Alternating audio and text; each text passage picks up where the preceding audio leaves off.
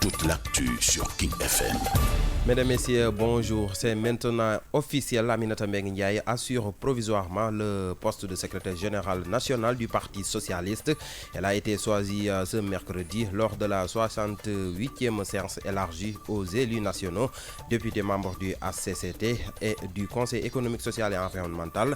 Ainsi, Aminata Mbengue Ndiaye dirige le Parti socialiste jusqu'au prochain congrès ordinaire. Jour de vérité pour la SDE.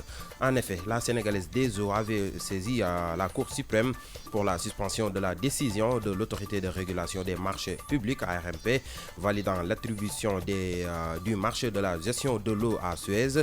Ainsi, la chambre administrative de la Cour suprême donne son verdict très attendu ce jeudi. Le conseil d'administration de l'IPRES a désigné Cheikh Gueye comme directeur général par intérim. Ce dernier va donc en principe remplacer Amadou Lamine Dieng, ce qui donc avait été désigné par le chef de l'État. Une décision vivement contestée par le conseil d'administration. Selon certaines indiscrétions, Macky Sall a renoncé à sa décision. Toutefois, aucune décision officielle mettant fin aux fonctions d'Amadou Lamine Dieng n'a été rendue publique. Chambre 7, c'est le titre de la première œuvre littéraire de la journaliste Fati Dieng. Dans ce roman paru aux éditions L'Harmattan, notre consoeur de la TFM narre la vie carcérale de Khady Myriam. Fati Dieng vient donc ainsi de mettre sur le marché de la littérature sa toute première œuvre qui en appelle certainement d'autres. Sport, match amical Sénégal-Brésil. Le coup d'envoi de la rencontre est prévu ce jeudi à 12h00 heure de Dakar.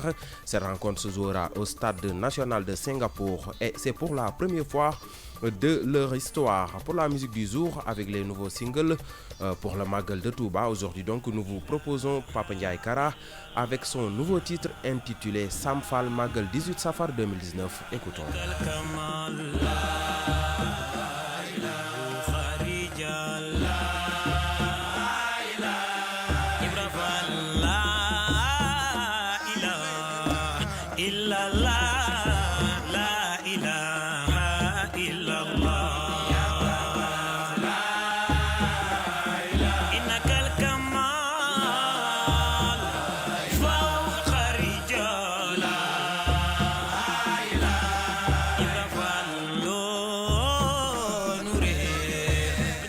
La version Wolof de ces brèves, c'est dans un instant.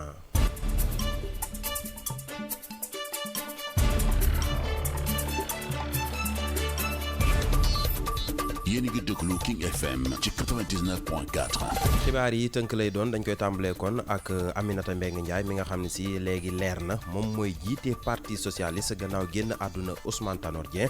démb lañ ko tànn ci àllarba ji yama woon ak juróom-benn fukk ak juróom-ñetteelu séance élargie boo xam si teewoon na fa ay député yu bokk ci biir parti bi ay membres yu au conseil des collectivités territoriales ak conseil économique environnemental social environnemental.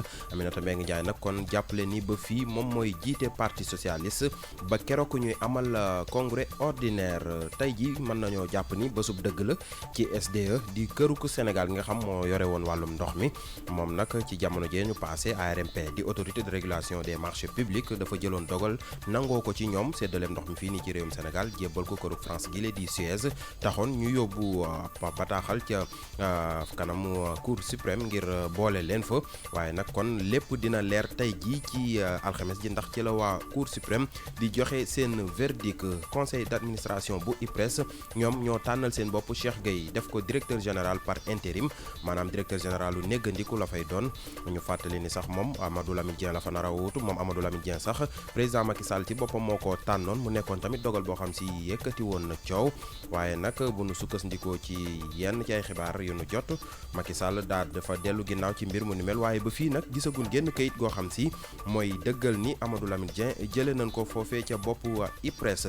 chambre 7 mooy turu livre bu bees bi nga xam si journaliste bii di Fati Dieng moo ko génne ci biir roman bi nag lim ci xamle moo di benn journaliste taskatu xibaar la boo xam si kon dafa daal di nekkoon ci biir kaso doon wuyoo ci turu Khady Miriane moom Faty Dieng nag nekk sunu naataango di liggéey fii nii ci télévision Futur Média bi mooy livre bu njëkk bu mu xaatim dugal ko ci marché littérature bi Harmattan sax ñoo ko ci daal di jàppale wàllum tàggat yaram jàppale ni kon match Sénégal Brésil tey jii lay am ci alxames ji nekk jongante bu am solo boo xam si ñu ngi koy xaar ndax bii mooy bu njëkk ci histoire Sénégal ak Brésil di laale loole nag mi ngi amee ca stade national Singapour bu midi heure Ndakaaru jotee lay daal di am wala sax tàmbali musique la ñuy jeexal tënkum xibaar yi single yu bees yu jëm ci màggal gi loolee moo sabab ñuy woyal ba léegi digtal leen tey woyu Pape Ndiaye Kara morceau bu bees la bu mu duppee Sam Fall màggal 18 safar 2019 ñu teewlu.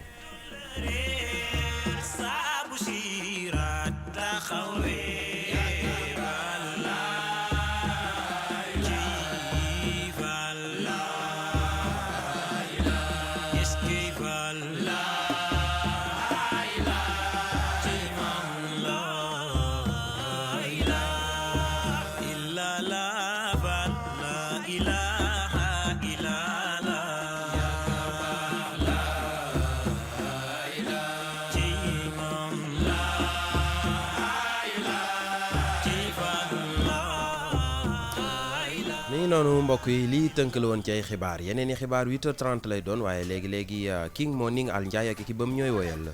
Merci beaucoup, salut. Nous te retrouvons à 8h30 dans le cadre toujours de l'information en brève. Madame Tankoum Khibari. Et je vais en profiter aussi pour souhaiter un joyeux anniversaire à Madame Bow du groupe Futur Média, de la direction générale du groupe Futur Média qui fait son anniversaire aujourd'hui. Madame 10 octobre, comme Larry Sombre, notre bien-aimé Larry Sombre qui fête aussi son anniversaire.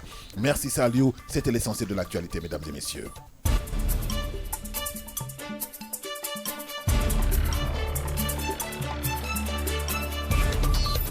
Rejoignez-nous sur notre Facebook.